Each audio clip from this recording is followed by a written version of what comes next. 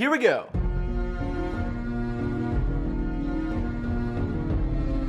The episode starts with Papa Stark waking up and seeing Short-Haired Queen and Chubby King hovering over him. That's horrifying. Very cool that Papa Stark is still alive, but he looks hurt. Short-Haired Queen is mad at Papa Stark because Mama Stark captured Peter Dinklage in episode 4, and Short-Haired Queen claims that Papa Stark was returning from a brothel drunk one night and his men attacked Handsome Man in Armor. I don't believe that at all. Short-Haired Queen is a big liar, obviously, and Papa Stark is way too honorable of a guy to go to a brothel and get drunk. If he was at the brothel that night, he was probably there teaching the brothel workers classes. He was probably teaching them how to become nurses so they could live a better life. Also, if he was drunk, which I doubt he was probably just drunk on the love of his fellow countrymen. Chubby King doesn't believe Short-Haired Queen and sides with Papa Stark. Short-Haired Queen yells at Chubby King and he smacks her in the face. Another healthy marriage in Game of Thrones. She leaves and Chubby King tells Papa Stark that the Starks and the Lannisters need to stop fighting. Chubby King tells Papa Stark that he's going on a hunt to clear his head and he's leaving Papa Stark in charge while he's gone. Oh gosh. If Chubby King leaves and Papa Stark is left there alone with Short-Haired Queen, she's definitely gonna kill him. And also, Handsome Man in Armor totally started that fight. We cut to Legolas Queen looking at her dragon egg. She has a little grill going in her tent and decides to barbecue the egg. A lady carrying towels walks in and sees Legolas Queen grab her hot egg off the fire. She freaks out and tries to grab the egg from her, but it burns her. Then she looks at Legolas Queen's hands and they're totally fine because she's immune to fire. Man, I wish I was immune to fire. Then I could just light myself on fire all the time, and then maybe people would pay attention to me. We cut to Weird Raven Kid having that dream again where he follows a raven around, and the dang thing has 3 eyes. Groot wakes him up and gives him that saddle that Peter Dinklage gave him the plans for in episode 4. Then we see Weird Raven Kid riding around on a horse, hootin' and hollerin' because he's having such a great time. Green-Eyed Guy is there, and he's telling Sexy Jawline Guy that he needs to get back at Handsome Man in Armor because he put a spear through Papa Stark's leg. Sexy Jawline Guy says that he doesn't want to start a war, and then he realizes that they lost track of Weird Raven Kid. How do you guys lose someone who is yelling and riding around on a noisy horse? These guys are almost as bad at keeping tabs on children as the McAllisters. We see Weird Raven Kid wandering around. An angry lady sneaks up on him with a bunch of her dirty friends. They tell him to get off the horse so they can steal it, and he says that he can't because he can't walk. This one guy says to cut his little penis off and stuff it in his mouth. That should not be the first thing that you think of when you see a kid on a horse. Luckily, Sexy Jawline Guy shows up and starts fighting off these nasty people. But then one of the guys has a knife up to Weird Raven Kid's throat and tells Sexy Jawline Guy to drop his sword. He does, and then the guy gets shot in the back by Green-Eyed Guy. Weird Raven Kid has a cut on his leg, but it doesn't hurt because he can't feel it. Angry Lady begs for her life, and Sexy Jawline Guy says that he'll keep her alive. So who are those dirty people? Just like forest ruffians hanging out in the forest? I'm also interested to see how Weird Raven Kid and Angry Lady become friends. We cut to Peter Dinklage almost rolling off the side of a cliff. He's in some weird jail cell with only 3 walls, which is a great way to save some money. He yells for someone to let him out, and a stout little bald guy runs in and hits him with a club. This guy is the human embodiment of a bowling ball. Peter Dinklage tries to bribe the bowling ball, but he doesn't seem too concerned about money. No. All the bowling ball needs is an oily lane to roll down and 10 pins to hit. So Peter Dinklage is in jail because Mama Stark put him there. But I'm not entirely sure where he is. It seems like he's really high up in the air right now, so maybe he's at Dead Aunt's Sky Castle. Either way, Peter Dinklage is like always in jail. We cut to young sad girl with her sword fighting teacher, who looks like if Inigo Montoya got a perm. Young sad girl doesn't want to practice because someone killed her friend, probably Short-Haired Queen, and her dad is hurt. Afro Inigo Montoya tells her she needs to stop thinking about bad stuff and train, all while smacking her with his wooden sword. So this must be how young sad girl becomes such a good sword fighter later on. We cut to Legolas Queen eating a heart. What is happening? People are chanting while they watch her. Eyeliner Guy is getting super turned on by his wife eating a horse heart, and that's fine. I'm not here to kink shame anybody. Scar Guy translates what is being said, and it turns out that this is some sort of baby shower because Legolas Queen is pregnant with a baby boy. So, like at all good baby showers, she's eating a heart in front of all of her friends. Legolas Queen gags because I guess a horse heart covered in blood isn't very tasty, but she manages to swallow the whole thing. Then Legolas Queen starts speaking fluently in long-haired muscular men language. She learned that super quickly. She probably uses Rosetta Stone or something. Legolas Queen decides her son will be named Rhaego, and everyone chants his name. Legolas King looks super jealous that everyone loves his sister, and he leaves. We see him trying to steal Legolas Queen's eggs. Scar Guy confronts him, and Legolas King says he wants to sell the eggs to buy a ship and an army. Legolas King tries to walk away, but Scar Guy stops him and tells him he can't have the eggs. Legolas King gets mad and drops the eggs and leaves. First of all, Legolas King is the worst. That's a given. Second of all, It can't be good for the baby that Legolas Queen is eating a heart. They should be chanting her name while she eats prenatal vitamins or something. We cut to Peter Dinklage yelling in his jail cell, and the bowling ball barges in and hits him. Peter Dinklage tries again to bribe the bowling ball, and he asks him to deliver the message to Dead Aunt that he wants to confess his crimes. We cut to Dead Aunt with her weird son telling Peter Dinklage to confess. So we are in Dead Aunt's Sky Castle. Peter Dinklage starts confessing all the things he did as a child, like masturbating into his sister's stew. Dead Aunt yells at him to stop, and Mama Stark tells him to address the actual crimes he committed, which she says are attempting to kill Weird Raven Kid and murdering Rock-Eyed Guy. Peter Dinklage is like, nope, didn't do those things, so Dead Aunt tells Bowling Ball to put him back in his cell. But then Peter Dinklage demands a trial. Dead Aunt tells him that if he's found guilty, he will die, and then she opens the moon door, which is actually where she ends up dying in season 4. Peter Dinklage says that he demands a trial by combat, and Dead Aunt says that he has that right. What kind of crazy law is that? So many murderers would get off if that was a real thing. Like, hey, I know that you killed somebody and that's why we want to put you in jail, but if you want, you could try to kill this other guy, and then if you do, you can walk free.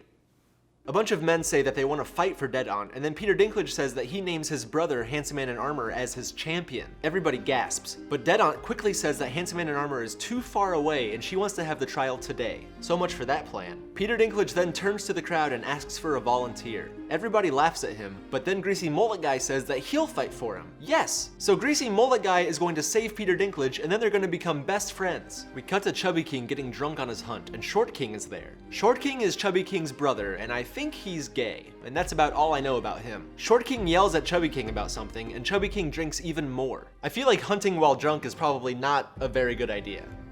But also, what do I know? I've never hunted or gotten drunk in my entire life. We cut to the sad guy telling Papa Stark that some people came to his town and wreaked havoc. He says that they raped the women and killed the men and animals. He describes one guy as super tall and strong, and Rat Assistant thinks that it must be Shaq. Old Kinky Chains is there too, and he's acting weirdly grumpy or drunk or something. Whoa! Papa Stark tells this one guy to assemble an army to march to Shaq's house. Papa Stark says he strips Shaq of all of his ranks and titles and sentences him to death. Then, Papa Stark tells Old Kinky Chains to send a raven to Daddy Lannister that says for him to come to King's Landing for a court hearing, and if he doesn't come, then he's a traitor. Holy moly! He's probably still mad at Handsome Man in Armor for hurting him, so he's trying to get back at the Lannisters by having Shaq executed and having Daddy Lannister come to town for a court hearing. This is probably what ends up killing Papa Stark. We cut back to Dead Aunt's Sky Castle, and they're opening the moon door, even though I'm pretty sure it was already open earlier, so I'm not sure why they closed it. Greasy Mullet Guy is about to fight this superly heavily armed guy. This dude has a helmet and a sword and a shield, and Greasy Mullet Guy is standing over here in a t-shirt. He's about to beat him with just a sword. They start fighting, and Greasy Mullet Guy just runs around and dodges this guy's attacks. Seems like he's doing the old rope-a-dope boxing strategy, trying to make the armored guy think he's vulnerable and then striking back at the perfect time. After a bunch of chasing, Greasy Mullet Guy stabs this dude right in the stomach, and then he slices his leg. Greasy Mullet Guy catches his sword and then stabs the dude straight through the neck. Then, for good measure, he tosses the lifeless body through the moon door. They should really show where those bodies land. Like, do people live beneath this sky castle? And every few months does a body just like land on somebody's house? The bowling ball uncuffs Peter Dinklage, and he walks over to Sideburn Ponytail and gets his coin purse back. As he's walking out, he tosses the coins to the bowling ball and says, "A Lannister always repays his debts." So now Greasy Mullet Guy is just gonna stick with Peter Dinklage. I wonder how much he ends up paying him for saving his life. We cut to Red-Haired Queen sitting with Nice Nun Lady. Red-Haired Queen is being a really big jerk to her, and I don't know why. Maybe she's just unhappy to be living with the Lannisters, a family full of actual monsters. Jeffrey walks in and apologizes for being so mean recently. Oh, you mean like when you had somebody beat up Red-Haired Queen 2 episodes ago? He gives Red-Haired Queen a necklace, and she's instantly happy. Red-Haired Queen? What are you doing? Have some backbone. You can't just let him off the hook because he gave you a necklace. At least try to get some earrings out of it too. Jeffrey says that Red-Haired Queen will be the queen soon, and he will never disrespect her again. And she's totally buying it. I once got dumped in 7th grade for being too embarrassed to hold a girl's hand. Meanwhile, Jeffrey had a full-grown man beat up his girlfriend, and he's not getting dumped for that. Oh, gross. Now they're gonna kiss. Short-haired queen has kissed 2 of the 3 worst characters on this show. If she ends up kissing Legolas King, I'm gonna lose it. We cut to Green-Eyed Guy talking to Cleavage Lady. She's heading to King's Landing, and it sounds like something went down between these two in the past. In episode 4, Green-Eyed Guy actually tells Peter Dinklage to ask for Cleavage Lady at the brothel, so they must have some sort of history together. As she rides away, Green-Eyed Guy asks her to flash him, and she does. He yells to her that he's going to miss her. So I think Green-Eyed Guy was just a regular customer of Cleavage Lady at the brothel. But maybe Green-Eyed Guy developed some feelings for her?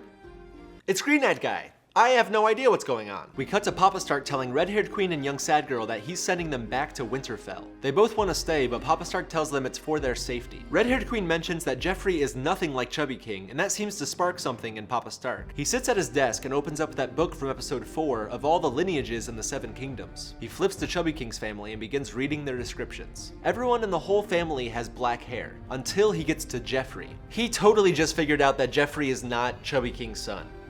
I wonder if he knows that Short-Haired Queen and Handsome Man in Armor are banging each other. This might actually be how Papa Stark ends up dying. We cut to a big party. Legolas Queen is having a great time until Legolas King walks in drunk. Scar Guy tries to calm him down, but he's making a scene. Eyeliner Guy is just laughing at him, and Legolas King tells him that they're not treating him like a king. Then Eyeliner Guy says in very good English, "You are no king." I guess Legolas Queen and Eyeliner Guy have been giving each other language lessons. Legolas King gets mad and draws his sword. Yes, please get killed. Legolas King walks over to Legolas Queen and sticks his sword right on her stomach. The muscular long-haired men aren't allowed to shed blood because they're in a holy city. But it was just fine to eat a totally bloody heart earlier? Who makes these rules? Legolas King says he wants to be the king or he's taking Legolas Queen and leaving. Eyeliner Guy says that he will give him a golden crown, and he walks over and puts his hand on Legolas Queen's stomach. Something is about to go down for sure. They're not allowed to shed blood, right? That's their rule. But if they throw him in the fire, or if they drown him, they wouldn't technically be shedding blood. I really just want him to die. Eyeliner Guy puts some of his gold jewelry in a bucket over the fire. He's melting it. Oh my god, they're about to dump this boiling hot gold on Legolas King's head, giving him a crown that will kill him. Eyeliner Guy is the king of irony. Eyeliner Guy grabs the bucket and says, "A crown for a king," and dumps the molten gold all over Legolas King's head. Legolas Queen watches and is like, "He was not immune to fire like me. I'm the true Dragon Queen." And then the episode ends. Holy cow. That was great. I'm so glad Legolas King just died. He only made it 6 episodes into the series before dying. That's hilarious, because that guy sucks. Unfortunately, I'm pretty sure Papa Stark is also going to die pretty soon. They'll probably kill him in the season 1 finale for trying to tell everybody that Joffrey isn't actually supposed to be the king. It's super interesting to see who the main characters are this early in the show. Like in season 1, it seems like the main characters are Papa Stark, Legolas Queen, and Peter Dinklage. But in season 7, the last season that I've seen, the main characters are like Legolas Queen, Bastard King, who wasn't even in this episode, and Short-Haired Queen. Let's reach into these boxes and see which episode I'm gonna watch next. Season 5, episode 5. Season 4, episode 9. Season 2, episode 6. Season 3, episode 9, and last but not least, season 3 again, episode 7. Those are your options for which episode I'm gonna watch next week. There should be a poll right here that you can vote on and tell me which episode you'd like me to watch next. Here's a graphic to show you which episodes I've already seen to help you make your decision. Last week, I posted a really stupid video of me wearing really short shorts and throwing up all over the place. Anyways, a lot of people did not like that video and they unsubscribed. I lost like 40 subscribers. And I'm not here to complain that I lost subscribers. I'm here to celebrate that I have wonderful Patreon supporters that stuck with me through that really weird video. So, here are your shout outs. Andrea Burdett. Burdett. That kind of sounds, you know how like there's a Smurfette? You're like that. You're a female bird. You've probably gotten that before. That was a pretty low hanging fruit. Thank you for the support, Andrea. Sama Jones. Sama, that's like the coolest way you could call somebody. Is your real name Samantha or is it really Sama? I'm gonna start calling my friends that are named Sam, Sama. That's so sweet. Sama Jamma. Do you get that one a lot? I hope I'm the first one to say that. Thank you, Sama. Ed McCloskey. Ed. I've never met anybody named Ed before, and I've always wanted to because of the horse. There's a horse named Ed, right? A famous horse. Are you a horse? Thank you, Ed. Dalton Eccles. Wow, Dalton Eccles. You sound like an old-timey millionaire. Are you extremely wealthy and also from the 1800s? Thank you for the support, Dalton. Sorry to kind of tease you for your name, but you sound like a millionaire. Snorbuckle. Snorbuckle, I hope that you legally changed your first name to Snorbuckle and you make your friends call you Snorbuckle, because that's a fun name to say.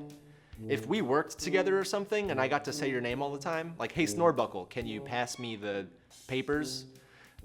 That's the, you know how jobs are where you have to have people pass you papers? Thank you, Snorbuckle. Christopher Nelms. Nelms. I've never seen Nelms before. It's kind of like Helms. I feel like, so here's a story about me, not really about me, but about my ancestors. My last name used to be spelled C-L-A-R-K-E with an E. It's not with an E anymore. Apparently, like 300 years ago, one of my ancestors stole a horse, and to evade the law, they took the E off of their last name, and that's how my last name is Clark, like C-L-A-R-K. I bet one of your ancestors stole a horse, and your last name was Helms, but then your ancestor was like, let's go with Nelms? Anyways, Christopher, thank you so much for the support. Hey, if you want to support me on Patreon, there is a link in the description, and I'm also going to put a button at the end of the video that you should totally click on. Check out my Patreon page. If I reach $3,000 a month, this is what I'll do full time. But I'll do like other shows and I'll do other videos, but I'll put more content out for you guys. So check out my Patreon page if you want. You don't have to. I'm not trying to pressure you into doing anything, okay? I'm your friend. Okay, bye.